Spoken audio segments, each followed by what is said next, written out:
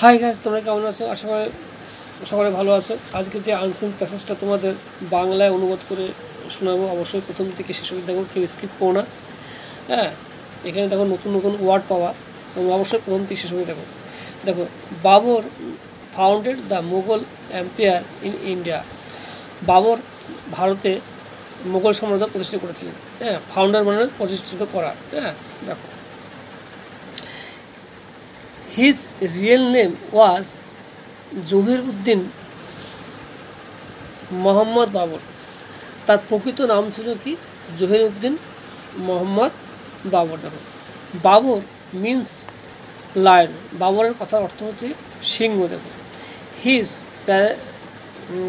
Parental kingdom ওয়াজ ফরগনা। তার হচ্ছে পৈতৃক নিবাস ছিল হচ্ছে ফরগনা। দেখো, being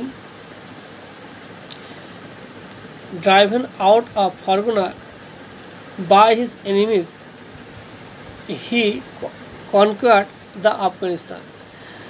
সে হচ্ছে দেখো, ফরগনা থেকে শত্রু দ্বারা বিতাড়িত হয়ে সে আফগানিস্তান দখল করলো। দেখো, ফ্রম দেয়ার হি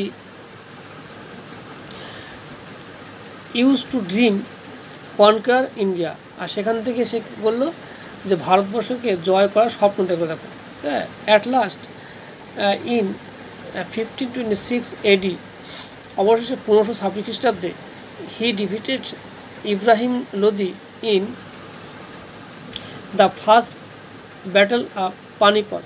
পানিপথের প্রথম যুদ্ধে বাবর কী করেছিল? ইব্রাহিম লোদিকে পরাস্ত করেছিল। দেখো, হ্যাঁ, সালটা দেখি না, 1526 খ্রিস্টাব্দে। হ্যাঁ, মনে রাখো, দেখো, পানিপথের প্রথম যুদ্ধে কিন্তু নেয়। And accepted the Throne of Delhi.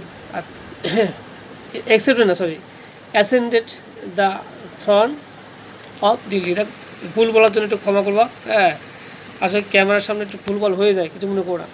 তারপর সে কী করলো? দিল্লির সিংহাসন অধিকার করলো। দেখো, হ্যাঁ, হি রেইনড ফর 4 years।